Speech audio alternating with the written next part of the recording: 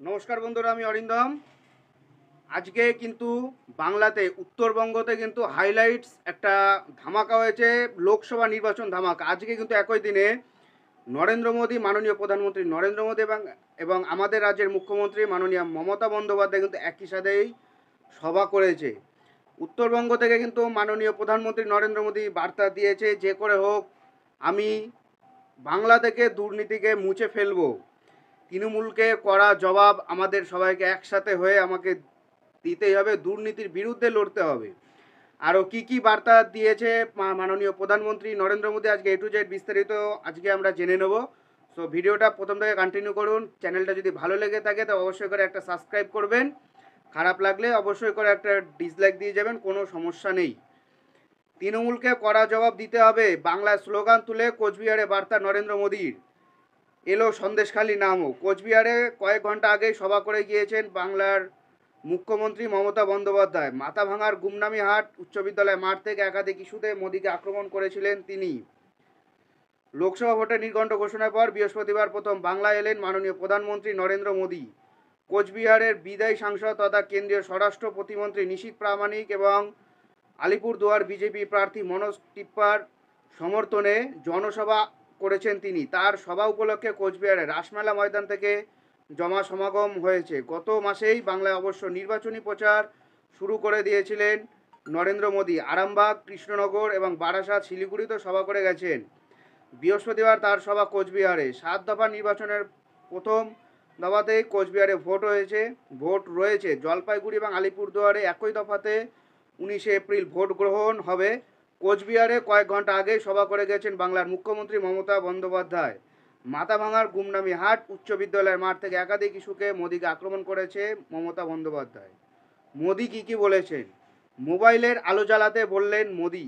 কোচবিহারের সভা থেকে জনগণকে মোবাইলের আলো জ্বালিয়ে সমর্থন জানাতে বললেন প্রধানমন্ত্রী নরেন্দ্র মোদী।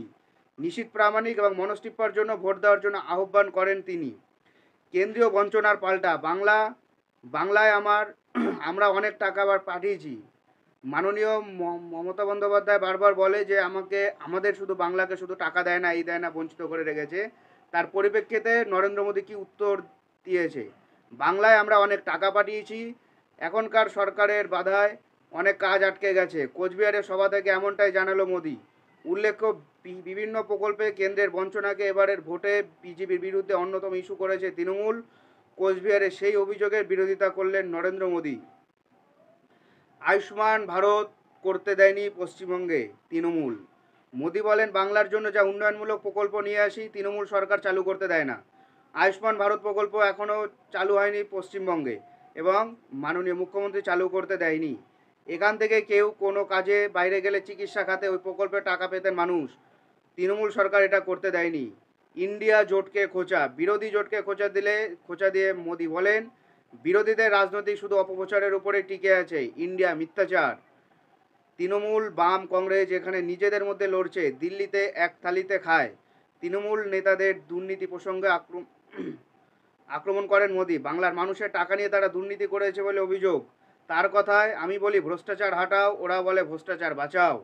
কিন্তু মোদী দুর্নীতিগ্রস্তদের সাজা দেবেই। সিএএ নিয়ে মোদী, সিএ বাংলার মানুষকে আশ্বস্ত করে মোদী বলেন, বিজেপি সরকার সিএএ নিয়ে এসেছে। সিএ প্রতিটি পরিবারকে নাগরিকত্ব দেওয়ার গ্যারান্টি মোদী সরকারের। বাংলার প্রতিটি পরিবার বলবো, তৃণমূল বামেরা আমাদের ভয় দেখাতে পারে, কিন্তু আপনারা 10 বছর আমার কাজ দেখেছেন। মোদী গ্যারান্টির উপরে ভরসা রাখুন। বাংলায় লাখপতি দিদি, বাংলায় 3 কোটি মহিলাকে লাখপতি দিদি বানাবে মোদী সরকার, এমনটাই জানালেন মোদী। তিনি বলেন, আমরা লাখপতি বানাবো 3 কোটি মহিলাকে, ওদের ড্রোন পাইলট বানাবো, এতে আত্মনির্ভর ভারত প্রকল্পে গতি আসবে। কোচবিহার, আলিপুরদুয়ারে অন্তত সম্ভাবনা রয়েছে। বিজেপি এখানে তাই বিকাশের জন্য নিরন্তর কাজ করে চলেছে। তৃণমূলকে ভুগতে হবে। সন্দেশখালী ঘটনা নিয়ে বাংলা সরকারকে আক্রমণ করল মোদী। তার হুঁশিয়ারি, সন্দেশখালী ঘটনার জন্য দায়ী তৃণমূল, এর জন্য তৃণমূলকে শাস্তি পেতে হবে। 10 বছরে রয়েছে 10 বছরে যা ঘটেছে সেটা ট্রেলার। গত 10 বছরে দেশে উন্নয়ন হয়েছে তা শুধু ট্রেলার, আরও কাজ বাকি আছে বলে জানালেন মোদী। তার কথায় 40 লক্ষ পরিবার বাড়ি পেয়েছে, কোটি কোটি মানুষ প্রথমবার শৌচালয়, বিদ্যুৎ, জলের সংযোগ পেয়েছেন। কৃষকদের অ্যাকাউন্টে সরাসরি আমরা টাকা পাঠিয়েছি, কারণ এটি ছিল মোদির গ্যারেন্টি। 10 বছরে যে বিকাশ হয়েছে তা দেশের সর্বত্র। 10 বছরে যা হয়েছে তা শুধু ট্রেলার, পিকচার আভি বাকি হে। এই 5 বছরে সেটা পূরণ করবে, এটা মোদির গ্যারেন্টি। আমাদের উদ্দেশ্য সৎ। মোদি বলেন 10 থেকে 25 কোটি মানুষকে দারিদ্র থেকে বার করেছে বিজেপি সরকার। আমাদের উদ্দেশ্য সফল হয়েছে কারণ আমাদের উদ্দেশ্য সৎ।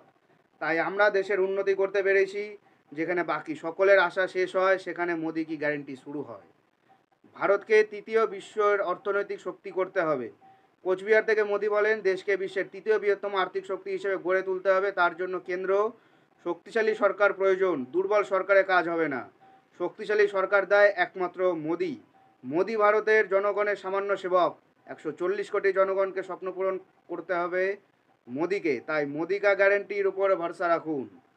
মমতা দিদির প্রতি কৃতজ্ঞতা জানালেন। ভাষণের শুরুতে মমতা বন্দ্যোপাধ্যায়ের প্রতি কৃতজ্ঞতা জানালেন মোদি। বলেন, আগের বার আমি এখানে যখন সভা করতে এসেছিলাম, মাঠের মাঝে মঞ্চ বানিয়ে উনি ময়দান ছোট করে দিয়েছিলেন। এবার তেমন কিছু করেনি, এই জন্য মাননীয় প্রধানমন্ত্রী আমাদের মুখ্যমন্ত্রীকে প্রণাম জানিয়েছে। সো বন্ধুরা, এটাই হলো আজকের আপডেট। সো এরকম আপডেট পেতে হলে অবশ্যই আমাদের চ্যানেল নিউজার অরিন্দমকে সাবস্ক্রাইব করে আমাদের পাশে থাকবেন। দেখা হচ্ছে পরের ভিডিওতে। ভালো থাকবেন সবাই। নমস্কার, জয় হিন্দ।